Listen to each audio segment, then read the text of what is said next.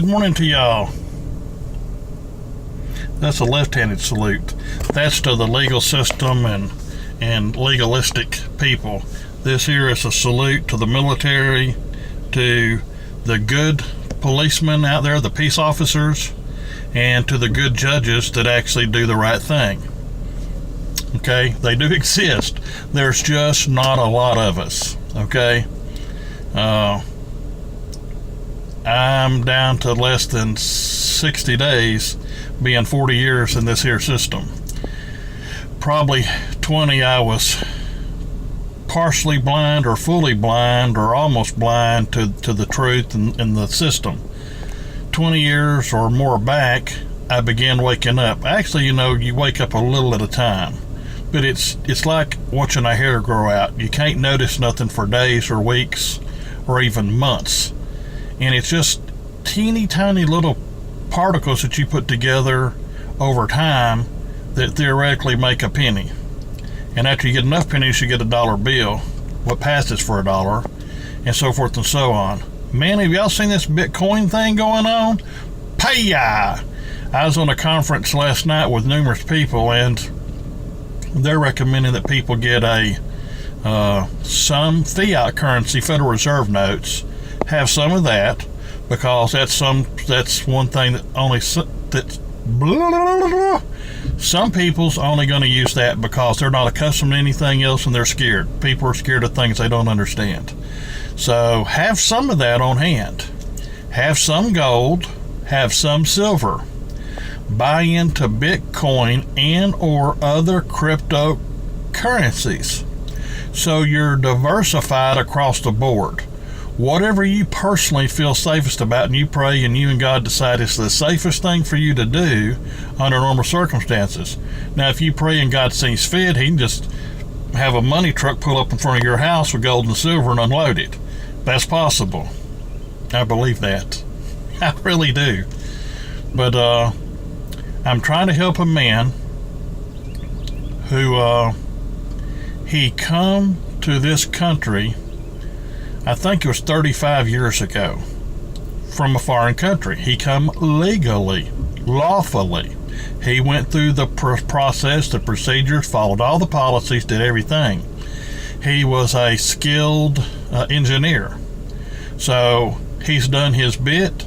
He's worked for well over 30 years, paid in all his so-called taxes, done everything he's supposed to, but there is still a minor, not a major, but a minor cultural difference, which America's supposed to be culturally diverse, and they even send police officers to culturally diverse training, and they've been doing that to some extent for as long as I've been around. It's gotten much better over the years. It's got more inclusive as to religious beliefs. It's got more diverse as to just being a human being, and police being a human being dealing with another human being. And I don't mean the definition in the dictionary where it says monster. I mean a man to a man or a woman to a woman or whatever.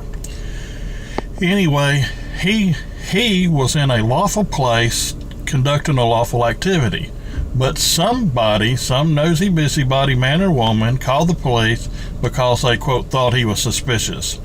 Well, basically the short of the story is the police want to talk to him. They haven't told him he's under arrest. They haven't told him he's detained. They haven't even told him to stop. So he simply got in his car, which was only a few foot away, and sit down in his car, and the police kept telling him to identify himself, and he said, I committed no crime. So that's simple to understand.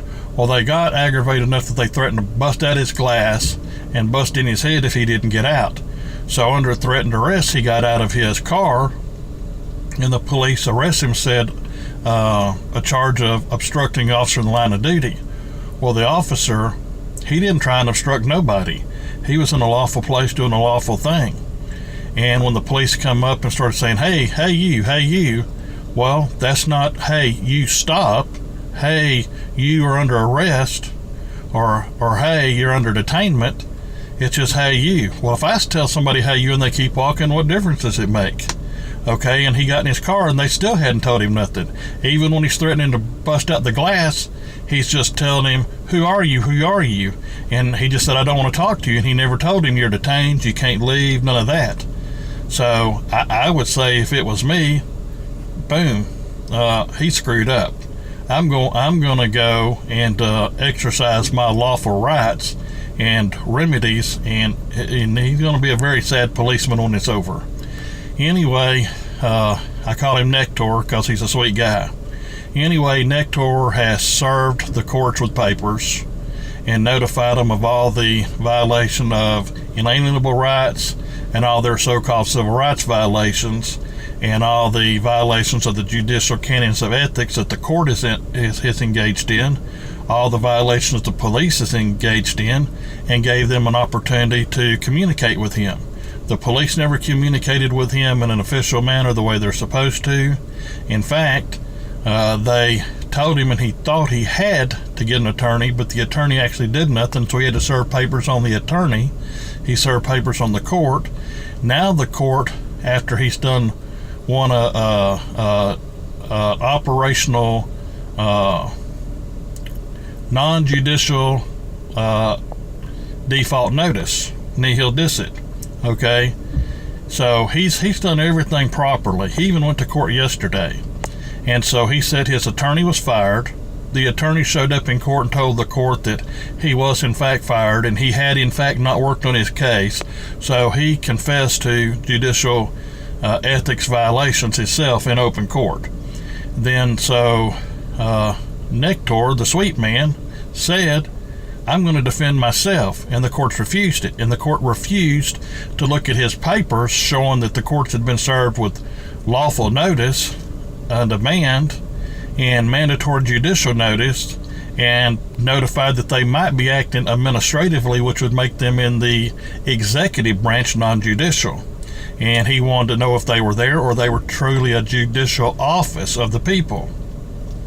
And how could you get into a true judicial office when the people didn't vote on you?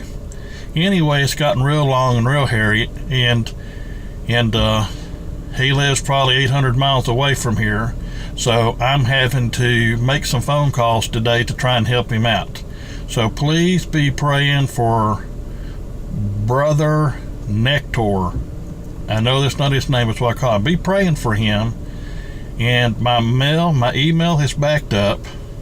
My voicemail has backed up. I can't get phone calls and numbers off of there fast enough before they fill back up.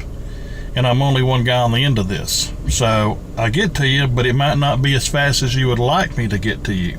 So just keep that in mind, that it takes time. Okay? And if it's for the church, I have other people can help me with the church. But this lawful thing, they don't exactly know what I know. They can't help you the way I can help you.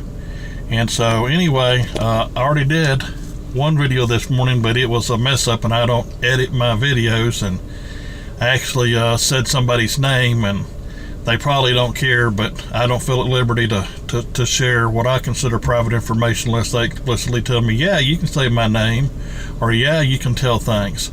So I keep it, the facts are true, the names of the people have been changed, because I think it's the right thing to do.